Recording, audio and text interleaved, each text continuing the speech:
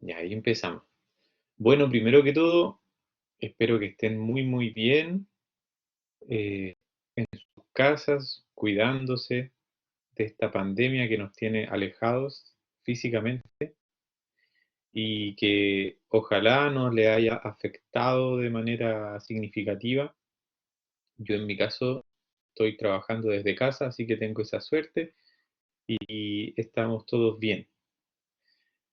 Bueno, en esta sesión lo que vamos a analizar son las generalidades de la intervención, los aspectos generales, las formas de intervenir, las tendencias y después, cuando terminemos esta parte, vamos a ver los métodos higiénicos, que corresponde al plan de higiene vocal clásico y también a lo que se conoce como métodos preventivos o también métodos de intervención comunitaria a nivel vocal.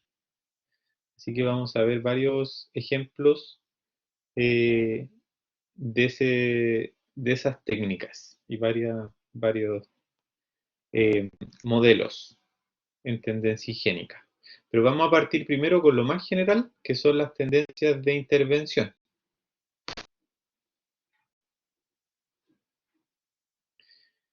Primero, eh, dejé acá en la diapositiva una pequeña reflexión para estimular un poco la competencia de actuación ética, que es la competencia que está involucrada en este curso. Así que a los asistentes les quiero preguntar, si un profesor tiene una disfonía de causa laboral, es decir, que la disfonía la causa el trabajo, al realizar una intervención vocal con él, una intervención vocal directa, es decir, hacer ejercicios de voz, tratar de solucionar su problema. Al hacer esta intervención, ¿estamos perpetuando las malas condiciones laborales o estamos como justificando las malas condiciones laborales? ¿Qué opinan? Les dejo la palabra.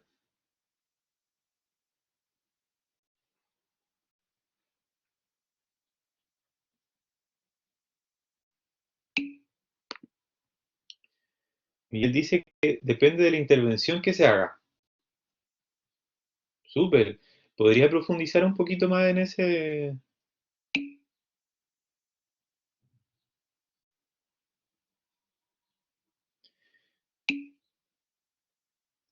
Dice, si es adecuada, no debería de hacer mal o perpetuar. ¿Y cuál sería una intervención que no perpetúa malas condiciones laborales, en este caso?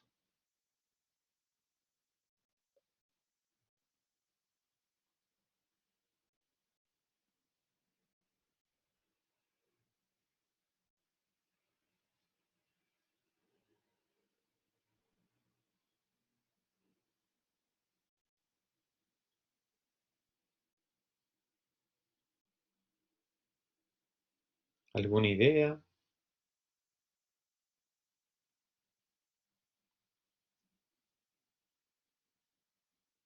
Quizás Miguel está escribiendo en este momento. Sí. Una intervención que le enseñe a utilizar de mejor forma su voz y sin dañarla. Pero acá, Miguel, hay un tema complejo. Lo que estoy tratando de plantear, en otras palabras, es que... Ah, ya, sí, Manuel, adelante. Yo creo que aparte de intervenir con el usuario, hay que ver el tema con el establecimiento en este caso, ya que también como establecimiento deben hacerse cargo de la salud de su comunidad. Entonces, por ejemplo, si el tema es que el profesor tiene algún daño vocal, tiene está usando mal su voz, está haciendo una mal uso vocal y un abuso vocal, es ahí el establecimiento donde tiene que, por ejemplo, eh, adaptar el tema de los parlantes, de tener micrófono y cosas así, que le permitan mejorar su voz y no ir dañando después de una terapia. Muchas gracias, Manuel. Claro, exactamente. Ese es como el punto. Tenemos que pensar que los, un colegio, en este caso, podrías tener una mala condición laboral, por ejemplo, exceso de ruido en las salas o mala aislación acústica. Y esas son condiciones del trabajador, son determinantes sociales del trabajo, como se les denomina en salud pública. Entonces, cuando nosotros vamos a hacer una intervención, inclusive cuando es exitosa, lo que hacemos, por ejemplo, si hacemos una intervención individual nomás, lo que hacemos, si funciona bien, es decirle al colegio, mire, usted puede mantener estas condiciones negativas para el trabajador, porque aquí tenemos este profesional que viene y ayuda al trabajador a que siga rindiendo igual. Entonces no se elimina el problema, sino que se pone una solución que, eh, digamos, no potencia que el problema siga, o sea, que desaparezca. Claro, es un parche, puede ser que ese parche para esa persona le sirva y sea un parche potente y no tenga ningún problema nunca más. Pero ¿qué pasa con los demás profesores? ¿Qué pasa con los que vienen después? Ahí está el problema. Entonces, eh, sobre todo ustedes que tienen un modelo de un sello distinto y que saben hacer intervención comunitaria y sobre todo pensar de esa forma, es súper importante pensar en estos temas de las condiciones de trabajo en las disfonías laborales, porque si son la causa y nosotros estamos perpetuando la causa, ahí estamos mal. Es un tema complejo. Yo me acuerdo cuando yo lo planteé con los colegas de Santiago, cuando estaba en el diplomado, los colegas que estaban cursando el diplomado eran como los profesores que hacían voz, básicamente a lo largo de Chile, los que eran profes del área. Y quedaron como impactados, no lo habían pensado así, nunca habían pensado de esa manera. También lo planteé dentro de un trabajo para el mismo diplomado y me sugirieron publicar el trabajo. Todavía no lo hago, no me ha dado mucho el tiempo. Así que lo que les quiero decir en el fondo es que esta forma de pensar no es normal, no es normal en los profesionales para que se sientan su sello formador como algo diferenciado. Bien, tenemos el siguiente dilema ético. Es distinto. Si una persona transgénero desea tener un tono de voz más agudo que lo que su tono óptimo le permite fisiológicamente, eh, ¿realizaríamos una intervención para que logre su objetivo? Pensemos que es una persona que no va a tener opción de tener cirugías. Solo, digamos, con su voz y quiere lograr una voz más aguda. Pensemos en una mujer transgénero para también orientar un poquito más es decir, hombre biológicamente inicialmente, pero mujer. Sí, Manuel, Profe, pero por ejemplo, si es decisión del usuario y se le puede enseñar técnicas que no dañen su voz o formen algún tipo de daño en las cuerdas vocales, sí se podría, en teoría, enseñando algunas técnicas y, como dije, que no le causen algún daño. exactamente, sí, yo estoy totalmente de acuerdo. Un punto medio que es lo más ético en este caso. Si la técnica que le vamos a enseñar no genera daño ni sobreesfuerzo fonatorio en este caso, podríamos enseñarlo. Y ese es como el punto. Siempre va a haber un punto de quiebre. En otras palabras, probablemente no lleguemos al tono perfecto que quizás la persona quiere, pero sí a un punto intermedio donde aguante la biología, por decirlo así, que sea viable fisiológicamente y que cumpla un poco las expectativas. De algún punto en adelante, Pensemos, por ejemplo, en una mujer transgénero que desea un tono muy agudo, de algún punto en adelante va a ser sobreesfuerzo fonatorio y vamos a generar un daño. Entonces, desde ese punto, no sería ético, porque estaríamos haciendo un daño a la persona. Excelente, muy, muy bien. Bien, esa era la píldora ética para esta sesión. Vamos a seguir con el tema que nos convoca, que es eh, las tendencias de intervención. Vamos a revisar generalidades de intervención fonoaudiológica, enfoques y métodos, y después vamos a revisar dos puntos que son la terapia higiénica, con las técnicas que tiene, y el modelo ecológico de intervención vocal a nivel higiénico, a nivel etiológico, que es una de las tendencias de intervención. Para las horas autónomas hay un texto que se llama Orientaciones y tendencias de terapia de voz. Y la idea es leerlo respondiendo estas preguntas. ¿De qué se trata el texto? ¿Qué opinan del texto? ¿Y qué concluyen del texto? Pueden poner esas preguntas a un costado del escrito o o escribirla en un cuaderno. Y mientras la leen, la pueden ir escribiendo.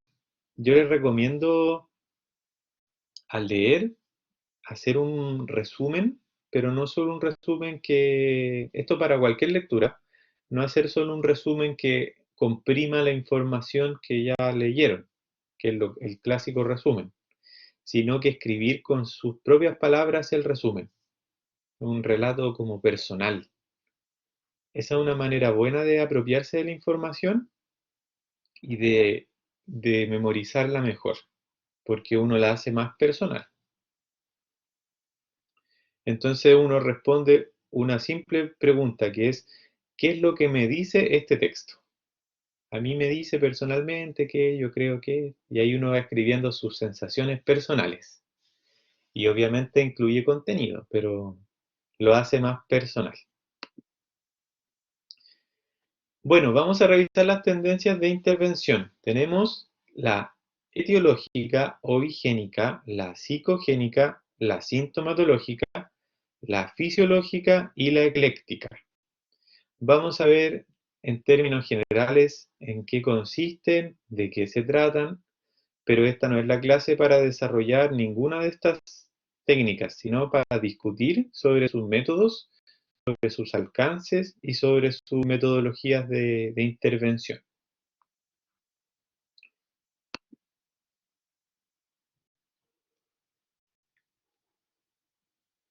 Bien, partamos con la etiológica o higiénica. ¿Qué características tiene esta técnica eh, higiénica? Las características principales es que intenta corregir las conductas que dañan la voz. Y lo más clásico, clásico, clásico es el plan de higiene vocal, una serie de recomendaciones para eliminar esas conductas que dañan la voz. Así que tenemos estas pautas que dicen toma más agua, deja de hablar tan fuerte, toma un reposo vocal, deja de comer cierto condimento tanto, y tiene esas técnicas. Lo clásico de hacer en tendencia higiénica es este plan de higiene. Ahora hay formas y formas de hacer un plan de higiene de manera correcta, que la vamos a revisar cuando veamos esa.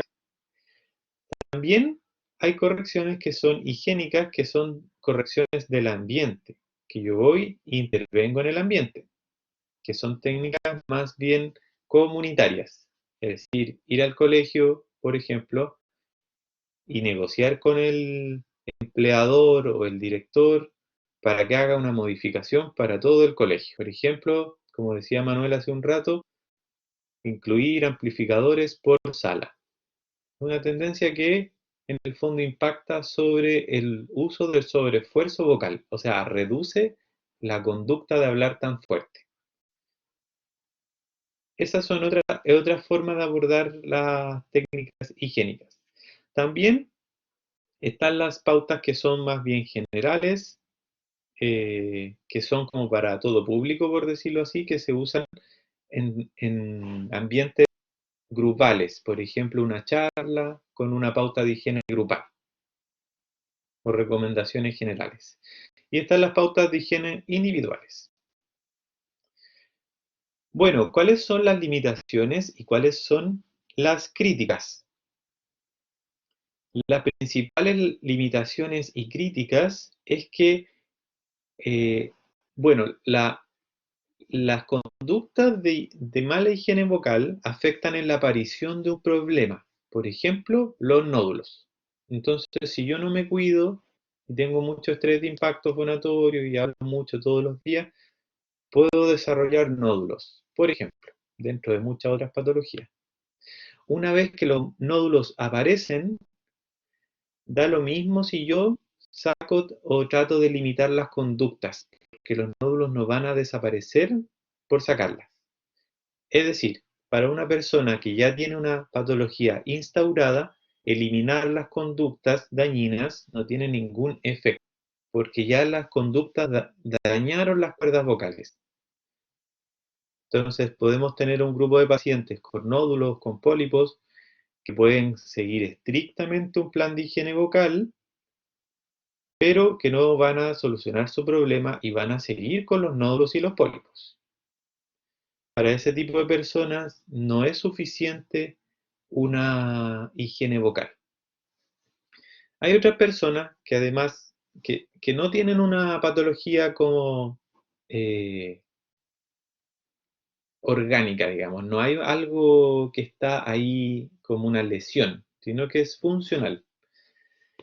Aún así, hay personas que, por ejemplo, llevan tanto tiempo con una disfonía musculotensional que sus músculos se acostumbraron a funcionar de manera equivocada y funcionan con una voz apretada.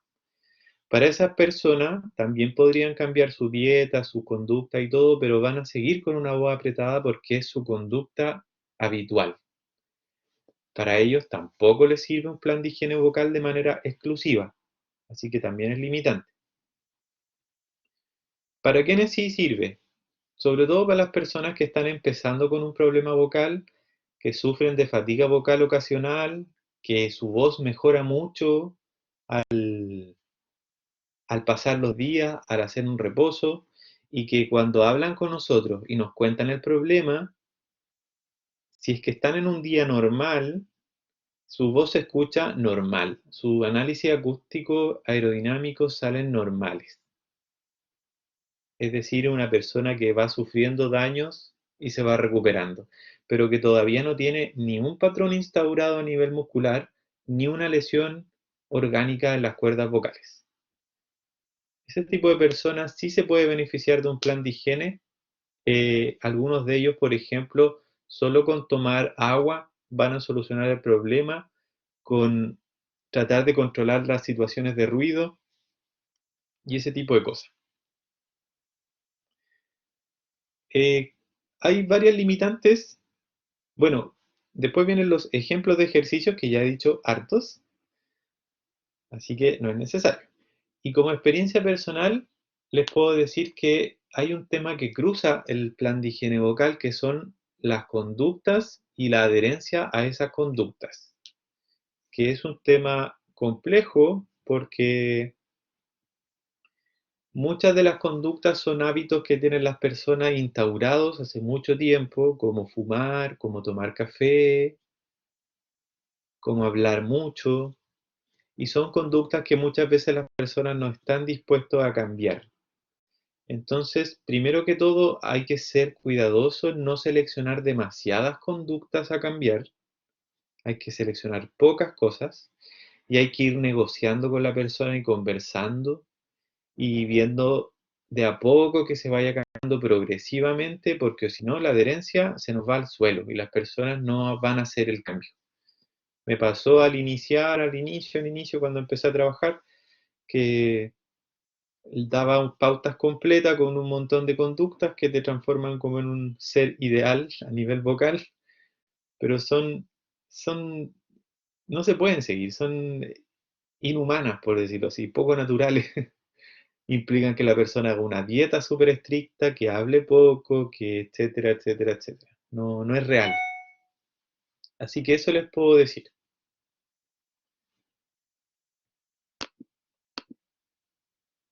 No sé si tienen alguna pregunta sobre la terapia vocal higiénica.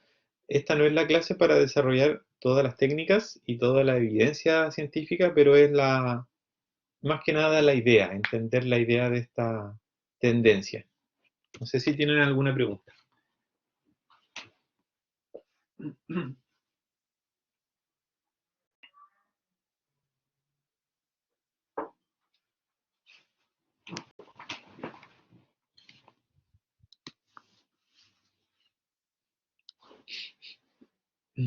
¿No? ¿Ninguna pregunta? Pueden escribirla por el chat o por audio, como ustedes quieran. Bien, al parecer no hay preguntas. Sigamos con la siguiente. La terapia vocal psicogénica es una terapia vocal basada en la psicología. Lo que asume esta terapia es que los problemas vocales parten de problemas emocionales, es decir, son causados por el estrés. Entonces van a depender mucho del estado de la persona a nivel emocional. Es decir, cuando uno se estresa mucho, por ejemplo, la voz se aprieta. Entonces, al resolver el problema emocional, al eliminar el estrés, se va la disfonía. O si hay una alteración psicológica más grande, se puede producir un problema conversivo que deriva en una voz soplada. Pero al resolver el problema psicológico, se resuelve el problema vocal. Así que el objetivo de estas técnicas es intervenir a nivel psicológico, cambiar algunas emociones para que se mejore la voz. Las técnicas que incluyen eh, conllevan técnicas psicológicas. Básicamente no se hacen mucho estas técnicas desde la fonoaudiología. Lo que sí existe son algunas técnicas de relajación, que son relajación general o segmentaria, y algunas técnicas eh, derivadas del teatro, que son técnicas para conectar con ciertas emociones. Pero esas son técnicas un poquito más de voz profesional. Y el manejo psicológico que realiza el psicólogo, eliminar el estresor, que es cuando uno hace la derivación.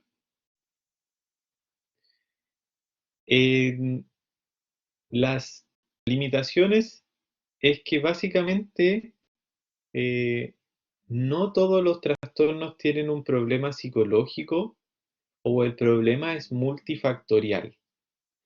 Muchas de las patologías no se van a solucionar al solucionar un problema psicológico.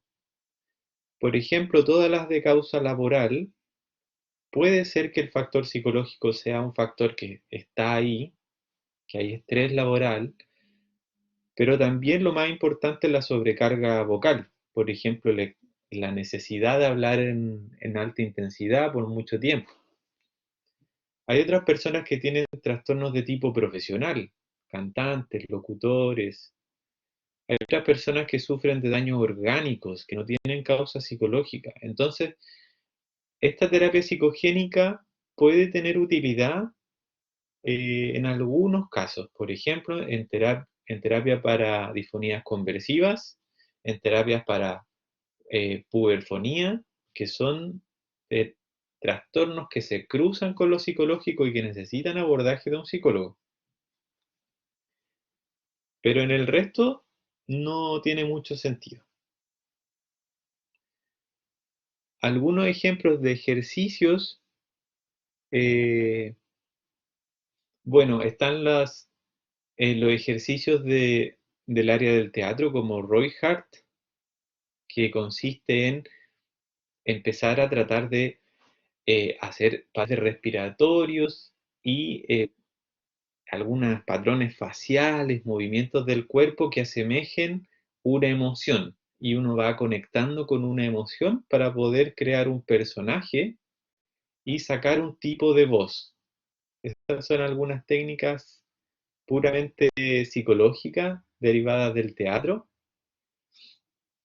Lo mismo pasa con Alba Emoting, que es otra técnica derivada del teatro para sacar patrones respiratorios. Es decir, yo hago un patrón respiratorio como si tuviera rabia y hago inhalación, expiración súper rápida y continua y me meto en esa emoción. Y me ayuda a tener una voz derivada de esa emoción, con fines de sacar un personaje. Ese es el objetivo. Y desde la psicología no manejo mucho las técnicas porque son de exclusividad del psicólogo, pero lo que necesita lograr una persona con disfonía conversiva es afrontar o superar el problema psicológico que lo tiene o la tiene atada o atado a ese trastorno vocal. Por ejemplo, la muerte de un ser querido, que sería como el abordaje del duelo, o una situación de agresión familiar, que tiene bueno, un abordaje más interdisciplinario, con asistente social también, o con temas legales. El estrés laboral, que a veces se soluciona dejando de trabajar en ese lugar o cambiando algunas conductas. Ahí nos apoyamos más bien del psicólogo. Y ellos son los especialistas para poder hacer estas terapias. Como experiencia personal, les puedo decir que en algunos casos es útil pensar en un abordaje como una causa psicológica detrás, que esa es la gran causa, sobre todo en disfonías que son conversivas, que la causa es esa, y en algunas disfonías que tienen una apariencia de conversiva, es decir, que la persona le cambia mucho la voz de un día para otro y tiene un perfil más bien soplado o muy ronco, y que se generan en situaciones complejas, por ejemplo, en trabajos muy estresantes, en peleas familiares y en ese tipo de ambientes, en los que conviene salir de ese ambiente o modificar esa conducta de manera radical. Yo he tenido algunos casos de disfonías que son complejas donde le he consultado a la persona si es posible, por ejemplo, dejar un trabajo. Algunas personas han estado dispuestos. No todos pueden hacerlo, pero he tenido algunos usuarios que han dicho, sí, este trabajo no me gusta, estoy mal, me siento pésimo, me voy a cambiar. Y al cambiarse de trabajo se le solucionó el problema vocal, porque partía de esa base.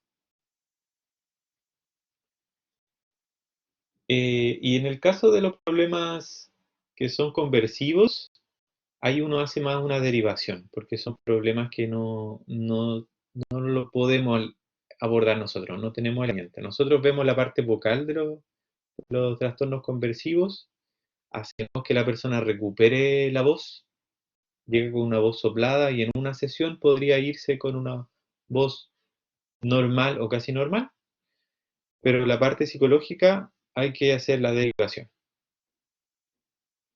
Así que eso les puedo decir como experiencia personal.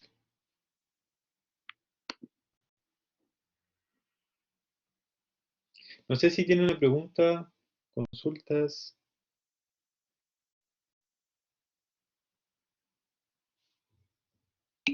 ¿no? Ya. Vamos a ver ahora la terapia vocal sintomatológica.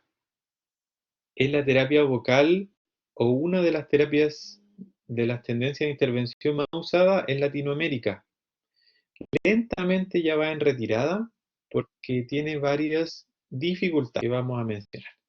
¿De qué se trata esta terapia vocal sintomatológica? Se trata de identificar los distintos síntomas o características que tiene alterada la voz por componentes. Por ejemplo, el componente respiratorio, el componente vocal, el componente de la postura, el componente de la resonancia.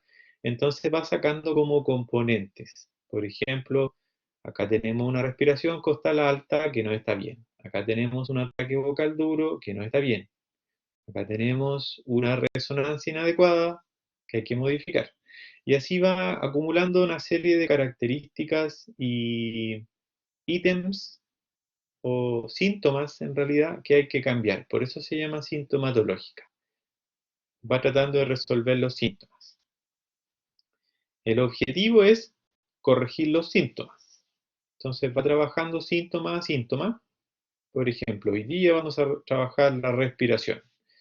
Y se trabaja la respiración, tal como aparece en la imagen de la diapo, para lograr una respiración costodiafragmática. Después, otro día trabajan con la postura.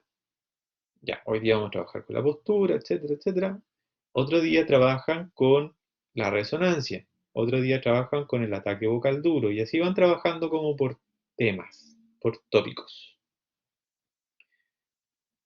¿Qué técnicas tiene? Tiene técnicas de respiración costodiafragmática, técnicas para lograr reducir el ataque vocal duro o la voz apretada, por ejemplo, cierta emisión de sonido, por ejemplo, hacer un sonido más soplado antes de la voz, por ejemplo, hola, hola, como poner aire antes para evitar que aparezca el ataque vocal duro.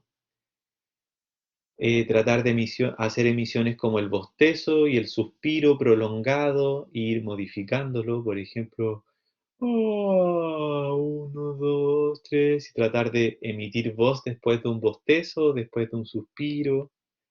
Técnicas que involucran la masticación, masticar y después fonar, que debería generar un cambio a nivel de la conexión o de la aducción glótica. Técnicas de soplar antes de fonar, es decir, empezar como a soplar y después producir voz. Técnicas de hacer hiperagudo o hacer vocal fry. Tiene varias técnicas. La vamos a revisar cuando lleguemos a su punto cuando lleguemos a estas temáticas. Pero son muchas, muchas técnicas para corregir los distintos síntomas alterados. ¿Qué limitaciones y qué críticas tienes? Esta es, yo creo que la terapia con más crítica que existe. Las limitaciones y las críticas es que primero tiene muy poca evidencia científica y los estudios que la sustentan son opiniones de expertos o son estudios con muestras pequeñas, algún par de sujetos. Y ese tipo de estudio no tiene el alcance predictor para sacar conclusiones. Esta es la primera limitante. Y la segunda limitante, que yo creo que es la más relevante, es que el sistema neuromuscular no funciona por separado, no se pueden separar los componentes para enseñar una acción motora compleja.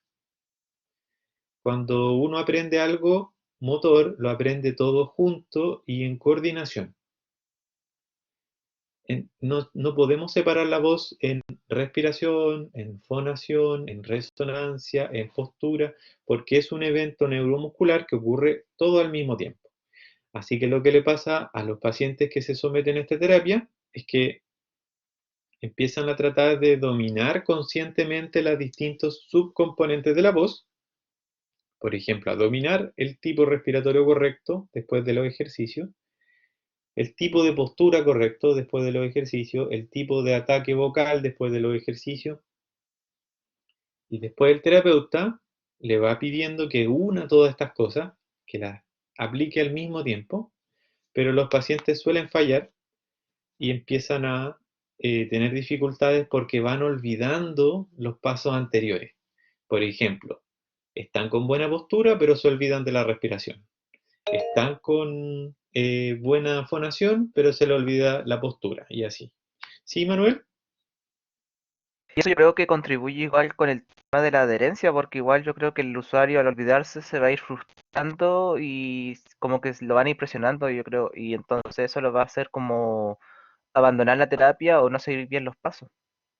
Exactamente, Manuel. Esa también es otra de las críticas. Las terapias se hacen excesivamente largas y difíciles de seguir, porque la persona llega a una nueva sesión, se olvida de lo del anterior o de las dos sesiones pasadas, y el terapeuta dice, pucha, vamos a tener que volver a verlo, y lo repiten.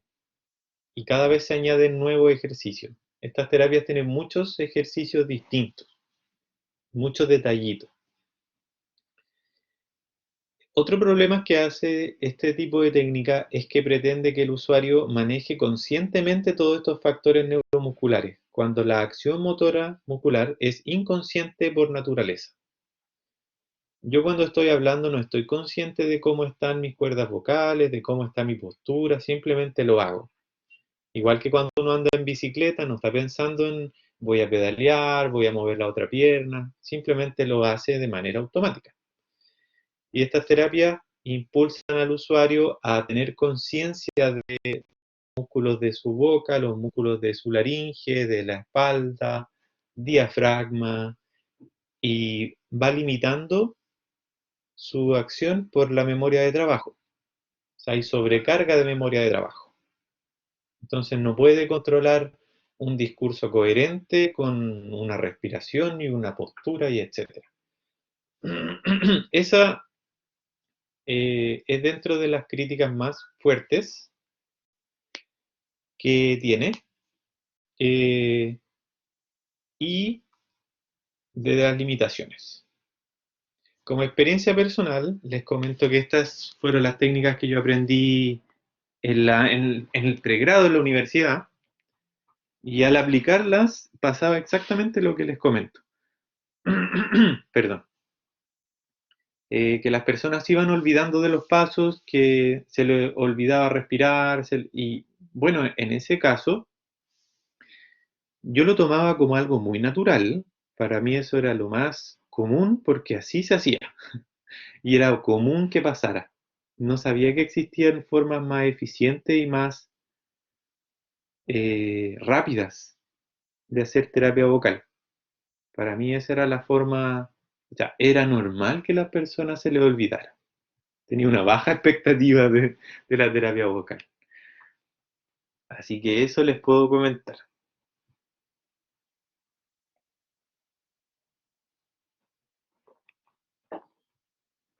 Como algo positivo que van a defender las personas que trabajan con estos métodos, es que estos métodos pueden ser altamente eficientes en el corto plazo.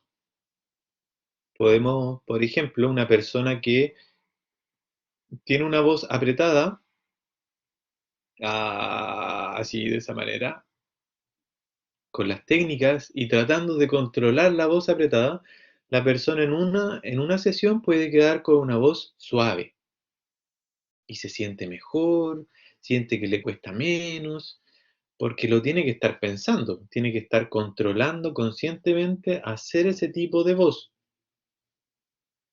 Y en ese sentido es muy eficiente. La persona se siente bien, pueden haber efectos, sensaciones positivas. El problema es cuando tratan de generalizar porque se le olvida. Como tienen que mantenerlo a nivel consciente, no lo pueden integrar a su sistema neuromuscular. El aprendizaje muscular no es consciente. Así que esta es una de las técnicas, este formato de intervención es el que hay que tener más ojo porque está súper instaurado en la forma de atender. Conmigo por lo menos no lo van a ver así, porque yo no sigo esta tendencia por las distintas limitantes, pero si se encuentran con terapeutas de otras casas de estudio, van a observar esta forma de trabajo. Puede ser, aunque ya está un poco en retirada, pero puede ser.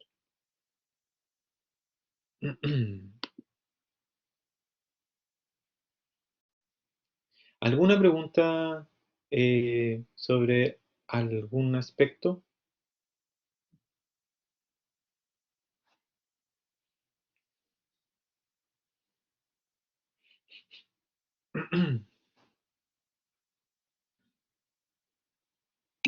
¿No? Ya.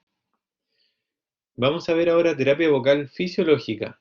La terapia vocal fisiológica es la tendencia de intervención con mayor auge y con mayor desarrollo en la actualidad. Desde hace unos 20 o 25 años que se está trabajando de manera muy potente esta área y se han desarrollado múltiples evidencias al respecto. La gran mayoría de las investigaciones se está desarrollando en esta línea, en la línea fisiológica, y los científicos más relevantes del área de la voz realizan técnicas de este tipo. Digamos que es la tendencia a nivel mundial que tiene mayor desarrollo y mayor evidencia científica.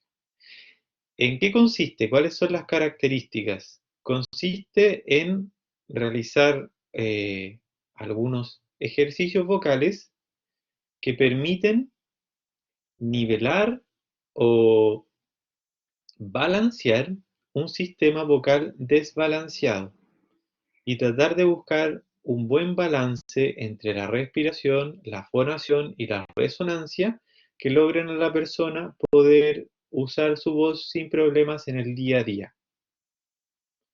O tener lo que se conoce como máxima economía vocal, que es básicamente una voz con la suficiente potencia para poder hablar en el día a día, pero sin tanto esfuerzo para producirla. El- las técnicas, bueno, entonces el objetivo que busca es balancear este sistema vocal desbalanceado y las técnicas que busca, o sea, las técnicas que usa, son principalmente basadas en el tracto vocal semi-ocluido, que consiste en una serie de posturas y aparatos que hacen una semi-oclusión del tracto vocal, es decir, que hacen que el aire y la voz pase por espacios reducidos. Algunos ejemplos son una U bien cerradita, una O, una M.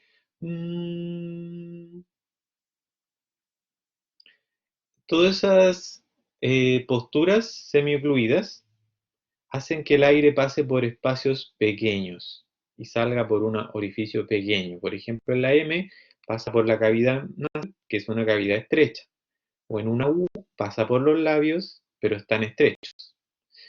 También es muy clásico ocupar tubos de resonancia o bombillas, es decir, producir voz a través de una bombilla. Eh, lo último que está apareciendo con harta fuerza es el uso de máscaras de resonancia.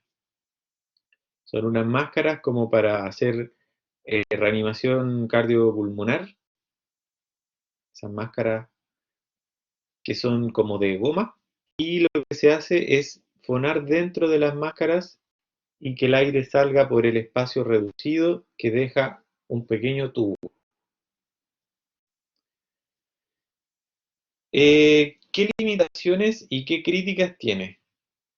Bueno, las principales limitaciones es que aborda exclusivamente el aspecto fisiológico a nivel vocal, no se encarga de aspectos psicológicos o emocionales. Digamos que es una técnica bastante biológica y objetiva y se enfoca mucho en el estado de las cuerdas vocales y en el funcionamiento del sistema fonatorio. Entonces se le critica un poco de no abordar todo el esquema. Bueno, los ejemplos de ejercicios se los mencioné hace un momento. Hay muchos ejercicios que vamos a revisar.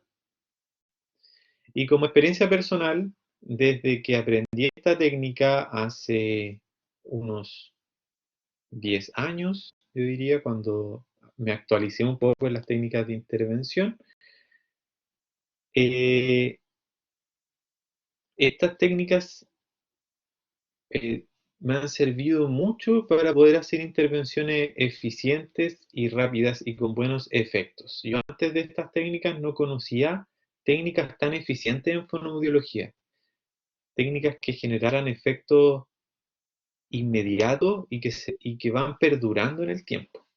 La verdad para mí fue como un relajo y una liberación al mismo tiempo, porque con estas técnicas, si uno las lleva bien, puede decir, mira, en 8 sesiones va a estar de alta.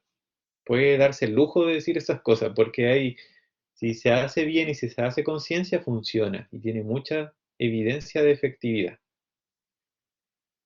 Así que es algo muy seguro, es un trabajo como bien, por decirlo así, evidenciado y con muy buena efectividad. Así que me he llevado como muy buena sorpresa, una grata sorpresa al empezar a usar estas técnicas y mucha confianza al usarlo. Eso puedo decir. Eso. Bueno, estas técnicas son las que vamos a revisar en este curso y en los que siguen con más énfasis, porque son las técnicas con mejor evidencia científica y porque son las técnicas que se están desarrollando más en el momento y que si van a cualquier congreso o cualquier simposio del área, van a ver muchas de estas técnicas y son las técnicas con mejor evidencia científica de efectividad.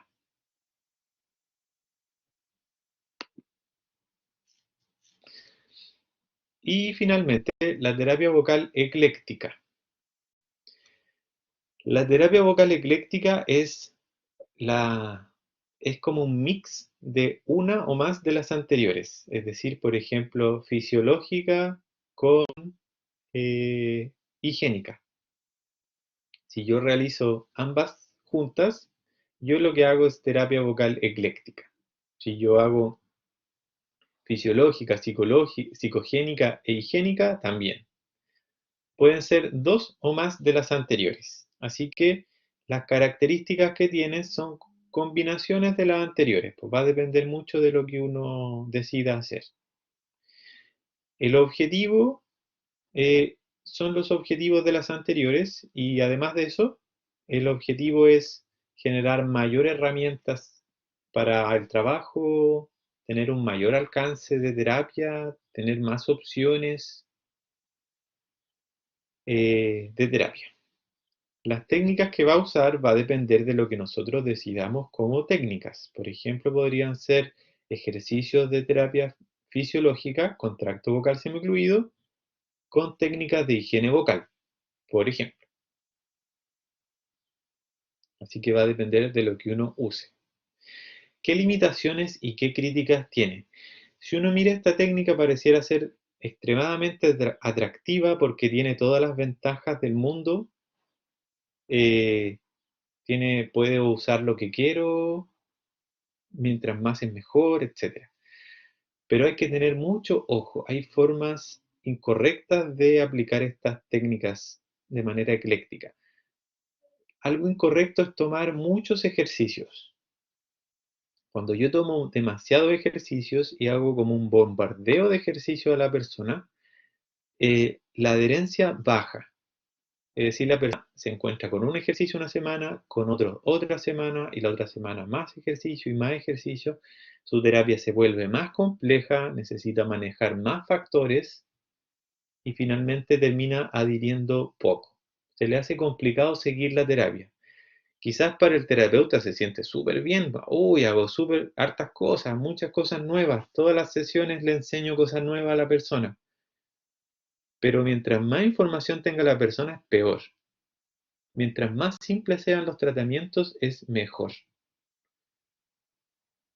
Véanlo desde el lado de la persona no quiere aprender fonoaudiología, quiere mejorarse. Por lo tanto, mientras menor esfuerzo haga y más sencillo sea de seguir, pucha, perfecto. Mientras más complicado sea y más ejercicios nuevos tenga que aprender, se transforma en una lata. Se hace difícil de seguir. Otras críticas que se hacen es que hay técnicas que son incompatibles por filosofía. Básicamente la técnica eh, fisiológica con la sintomatológica se oponen en la filosofía. porque la sintomatológica, consiste en separar los componentes vocales y intervenirlos por separado, y la técnica fisiológica consiste en un balance de los ejercicios de los componentes vocales al mismo tiempo a través de un solo ejercicio. También las técnicas sintomatológicas hacen que la persona se haga muy consciente de los aspectos neuromusculares, y las técnicas fisiológicas no hay conciencia de los aspectos neuromusculares. Entonces, hay que tener ojo, porque si uno realiza técnicas que son sintomatológicas mezcladas con fisiológicas, hay una contradicción lógica en la forma de intervención.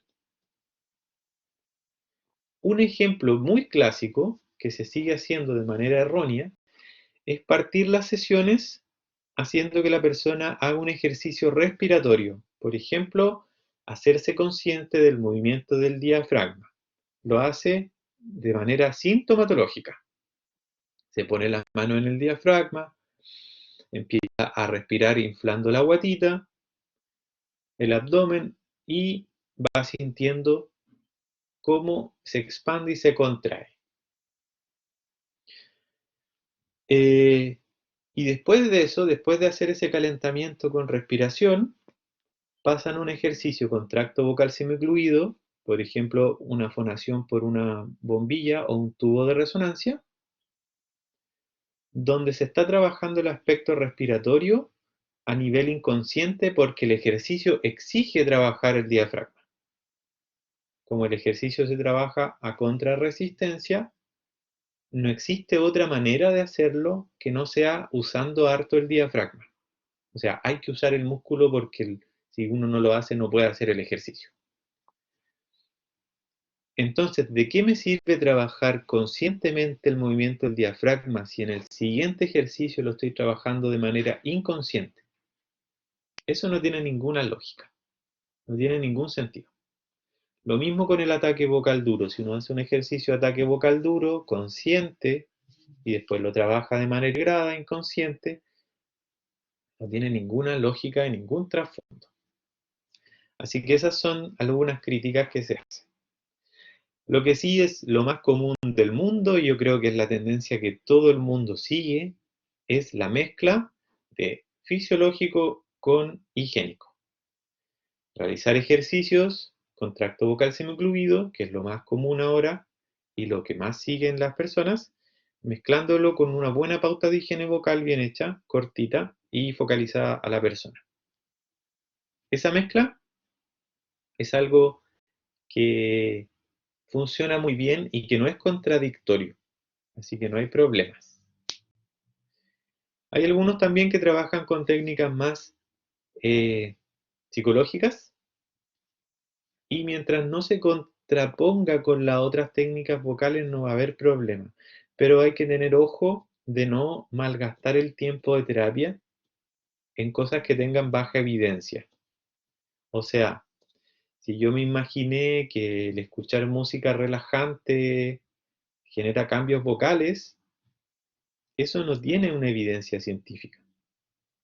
Me puede parecer interesante, a las personas le puede parecer relajante trabajar de manera psicogénica de esa forma, porque le soluciona el problema de estrés. Pero eso no tiene ningún asidero científico detrás. Así que tratar de enfocarse en la terapia en las técnicas con evidencia científica, por ética profesional.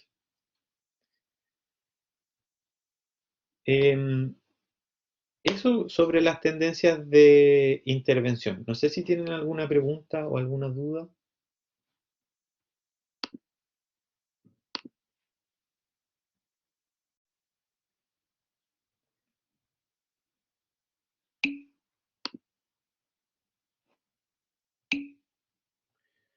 Ya, súper bien.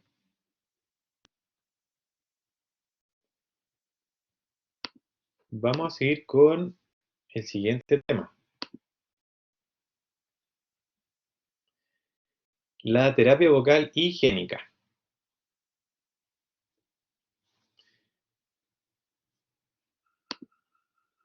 A ver, le voy a poner stop para que genere dos grabaciones.